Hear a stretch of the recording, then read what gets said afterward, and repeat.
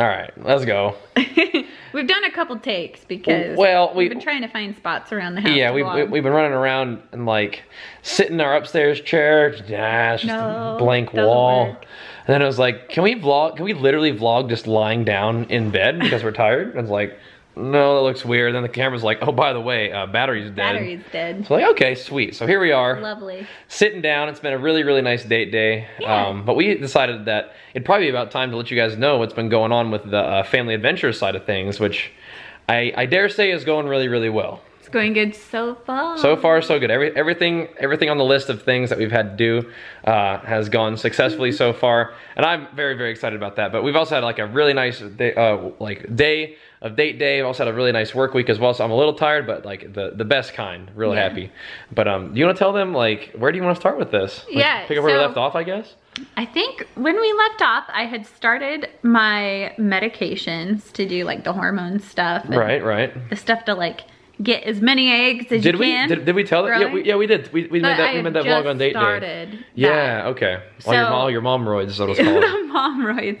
Yeah, so I just started those, which by the way, weren't horrible, but I was like completely bruised on my stomach. It wasn't very awesome looking. Yeah, well that is because some of the medicine is designed to have Jenny's ovaries going to like hyperdrive. So yeah, so like when you produce like one egg every month, it was actually produced 23. Yeah, so all her little ovaries are just all swolled up. Right. So that process wasn't comfortable, especially coming back from that after the surgery. Yeah, our like coordinator lady basically said it was like a bunch of grapes. Yeah, so we were calling them so like a bunch of grapes. 23 grape-sized like follicles that were holding eggs in them, which is weird. Science is so weird. That's cool though. It's cool. It's cool, but it's crazy. And you did a great job because you were taking like one shot in the morning for a while, and then as we got a little closer, it was like one shot in the morning, two at night. Yeah. So yeah. So it was a lot. Yeah. So that all. I mean, everything was good. Yeah, everything was perfect. Like Jenny the retrieval. Tell them what the retrieval involves, I guess. If you, well, I went, like, they put you under. You don't have to go too in detail. You go under anesthesia, and then they go in there, and they basically drain each follicle and, like, grab the egg. Yeah. So, we're being, like, if that grosses you out, I'm sorry. That's just literally what happens. It just is what it is, man. These are science babies. Right. That's how it is. So, they did that. It only took probably, like, I don't know, 15, 20 minutes, they said. Nope. It's, like, really quick. And then you wake up and they say, hey, this is how many we got. Drink your apple juice, eat some pretzels, and, send you on your way. They'll pull me over to say what's up later. But of course, you know, when Jenny gets her lady dudes extracted, I produce some dudes of my own.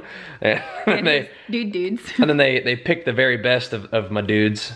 And then they just put them together with Jenny's stuff. Right. So the first count, what they grabbed was 23. When they looked through them, the mature count was 16. Right.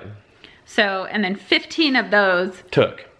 So and by took, I mean like they fertilized just fine. So I made the joke of me and Jenny get along like 15 out of 16 days. So that sounds about right. Sounds about right. And then, so 16 of those, they basically monitored for the 5 days. Yeah. 15, sorry. 15 of those they monitored for 5 days. And of those 15, 10 of them continued up to like a blastocyst. So we're doing a little bit of health education here as well. And obviously, just a brief thing. We are vlogging, so of course the cats are all going to misbehave. So just if you hear just random things just crashing around, that's probably the cats. Anyway, all right. So we had 10 that matured to that phase. So they all made it to like day 5, which is where they freeze them because of what we're doing. So, or they could do like it's involved. Anyway, we freeze them. Freezing them is actually way more likely to succeed than a live transfer. But Jenny has to have surgery anyway. We'll get to that. But the freezing them is it's crazy that you freeze them and it actually is fine, and it also allows you to heal up from procedures and get your hormones going the right way again, to make it more likely that the transfer works. Right. Anyway. So just a little side note. We did that, and then we I know that there's like a little bit of controversy over it, but we did like the genetic screening and gender testing basically, because I don't really find that to be controversial, but yeah, some people have a problem with that, and that's fine. That's fine, but we're okay with it. These are our Saiyan babies. Right. So we did that. We wanted to make sure that they were good, healthy babies and that kind of stuff, most of all. But it's also really cool to know the gender. So that's and that's the thing, is if you can make sure that your kid is gonna, you know, at least have no like chromosomal irregularities and things like that. That's worth doing, in my opinion. And the gender thing is just kind of neat. Yeah, and for us it was good because out of the 10, 6 were normal. They came back healthy, normal, and like the ready. Ones, so the 4 that didn't test normal were just had weird, just like missing a chromosome or what. It's like very natural. Just like the normal stuff that happens that makes you not get pregnant. Right. Just how it is. To me, like, it was worth it. It wasn't like we were expecting anything wrong, but it was good to know that we have 6 of them that went through like this initial screening. They're healthy, they're normal, they're good. And so I was teasing Bajheera. You can call me Jackson. I know.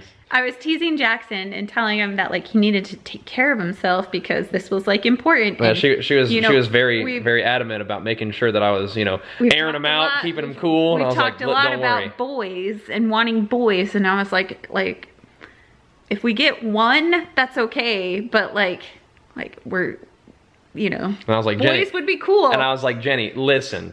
She was like, you shouldn't be working out this much. You're gonna like stress yourself. Working out twice a day. Like, listen. You're wearing like, you know, your compression shorts. Listen, like I'm gonna forge these guys in fire. I'm gonna make some Spartan Saiyan babies. It was so funny. Training twice a day, getting my food and dieting properly. And the morning of, I like crushed like a super good like squat workout. And I was like, listen, we're gonna forge these guys. I was stressed because I was like, dude, in the forges of iron. If I'm waddling around with like these grapes, bunches of grapes hanging off me, and you're just like, you're messing around, ruining your count. Sorry, my body temperature was too high, or whatever. No, I was making the right ones. Yeah. And I guess if you're leading to the gender discussion, right? Yeah. Okay, so the thing about my family is that the males in my family tend to make a lot of other males.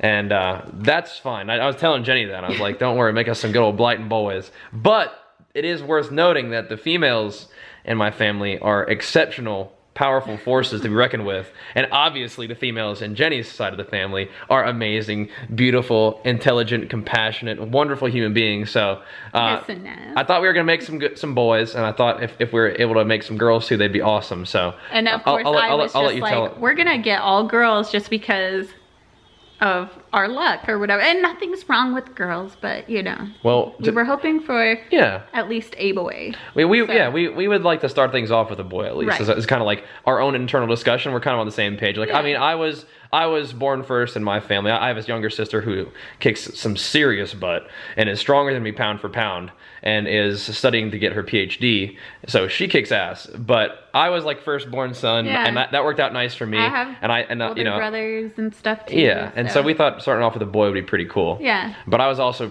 I was thinking in my family line, we oftentimes, you know, males are not uncommon. Right. But I was wondering how it'd go. But anyway, you can. So out of 6. We had 6, and our coordinator's like, okay, do you want to know the genders? And we were like, yeah, sure. And she's like, 1, 2, 3, 4, 5. And I was like, oh, they're all girls.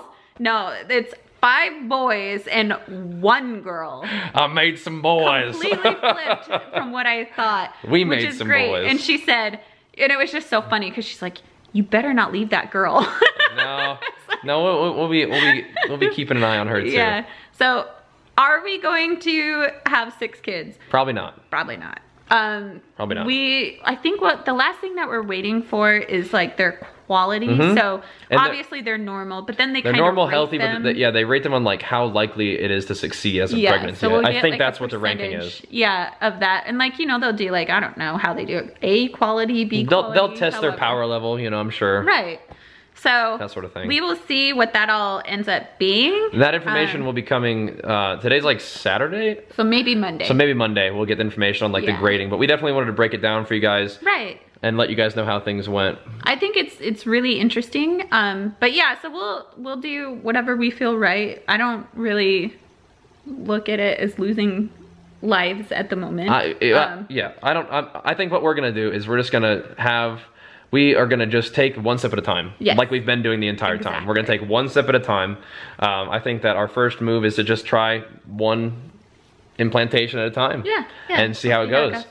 So we have a good group, healthy group of boys, and then one little defiant girl that one kick-ass first Super Saiyan girl ever, which is awesome. So I don't know, I'm really proud of both of us, and I just think it's so funny that out of out of 6, 5 of them are boys. I'm like, let's go, dude.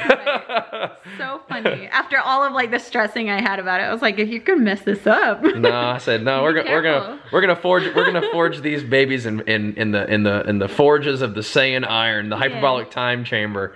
And so we came out with 5 boys and 1 kick-ass girl. So that's pretty cool. So we'll see, because the process, we've done a really good job all the way up until now, and everything that we've done until now is worth being excited about, and I am excited about it. But this sort of thing is the kind of thing where you have to take it one step at a time. So we'll see how things go. And that's the thing, is like this whole journey, like I feel like we did something huge, and then it's like, okay, like now this is the next huge step. And it is, there's a lot of steps. So for me, like we've talked about, like my fallopian tubes are blocked, and so in order for me to have like the best chance of carrying a child, they need to be removed. Right, so that's our next step. They're going to do that in June. Right, another surgery, which sucks, but I mean, you'll recover, and it'll you know, greatly increase our chances of having these awesome, you know, little embryos that we've got be successful. So once they do that and I heal up, then we have the next step of more medicine, and then the transfer. Well, we'll see how your hormones looking, because you did a great job. Jenny responded to those momroids, let me tell you. Really? We actually had to like cut them in half, and then in half again. Yeah, not in terms of how she like behaved, but it was just like you took like 1 round, and then you got your blood test, and they're like, oh, we got to slow you down. My estrogen levels were like really high within the first few days, but I think for me, I want to say I must have lucked out, because I didn't get moody at all. If anything, like I felt great, and only until like the last few days I was like waddling. I was like, ugh. I think that has to do with your attitude, and with the fact that like we've been remaining really, really positive and really, really happy and enjoying the process, and not allowing the stress to like wear us down, rather than sort of like drive us forward. And I think that your attitude and your willingness to just do what needs to be done while still kind of enjoying it to the extent that we can made a difference. So I think it probably just sort of amplified whatever you were feeling, and you were mostly feeling excited and happy, and with you know, acting with love and stuff. And so that's what ended up happening in terms of the way you felt, which makes sense to me. So that's been the family side of it, pretty much. So we still have quite a few steps to go. We've knocked out, I would say, about half of it. I think getting that done is pretty huge. And then the surgery and the transfer. big chunk for us. And then of course it's just the transfer, like the implantation, and that could take a couple tries. It could take the first time, but we're just gonna sort of see how it goes. So we'll keep ourselves very open to whatever happens. Is gonna happen with that, because there's always still a chance that, you know, something can go. But so you sort of hold the reality that you want in your mind, and you sort of act and taking steps towards that. Who's ganking me? Get him. That's Bayer. Get him.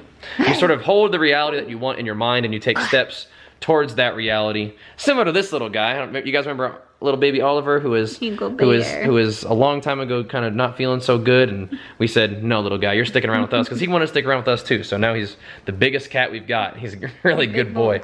But anyway, you sort of act with the reality that you want, and you hold in your mind the positive outcomes that you're hoping for, and then that'll sort of help shape the future. And maybe it does, maybe it doesn't, but I like to act that way. Things will work out how they work out, plain and simple. Yeah, so. but we will continue to hope for the best and work hard to make the best happen, and so far so good. So I'm pumped. I'm glad to be able to share this news with you guys, because I'm proud of myself, I'm proud of Jenny, I'm proud of us, and you know, when really cool things happen like this, especially when it's part of a greater project, it's cool to be able to share that with you guys. But like Jenny's saying, we still have a long way to go. I think we're about halfway there, though. But yeah, I would say we're about halfway there. Yeah, but as you know, well as how things have gone so far, it's about as good as you can hope for, I think. Especially with the outcomes that we were kind of like having in mind, like wouldn't this be cool, like that kind of outcome. Yeah. That's pretty much where we've ended up every time, is like this would be like the best possible situation, and it always ends up being that way. So yeah. I think that helps with our attitude, helps with that. So we'll keep it going, and hopefully that applies to you guys as well. If you guys have things that are on your mind, things that you're going after, hopefully you guys can hold in your mind the positive outcome and have your actions and energy be contributing to that outcome, rather than things that could possibly go bad that you don't have to spend your time worrying about. So you ready to get some more food? Yeah, I'm having cereal today. I've got her. That's a big deal. I've got her in the daily I haven't had cereal in so long. I've been having cereal every day. I changed my diet. I changed my diet to get myself some cereal every day. Still eat all my calories. Do that. That's what I'm saying, man. Yeah, you've been going ham. I don't think you've really shared too much. Your fitness goals, you've been doing really well. You talk a lot about it on the stream. That's for a different vlog. We'll do that. I'll get you guys updated on my secret cereal everyday diet. But it really wouldn't be a surprise to you guys if you understand how I track my macros and make sure my calories and macros are where they need to be. I can fit cereal in there. Chocolate granola in there. Easy peasy. But all right, guys, thank you so much for watching. Hopefully you guys enjoy these little family updates every now and then. Like I said, I'm very, very grateful, very, very excited, very, very proud of both of us. And hopefully you guys are enjoying the process. But thanks so much for watching. Thanks for sending the love, the good vibes, the positivity. It really does mean a lot. And keep it flowing, all right? Thanks for watching, guys. We'll see you next time. Peace.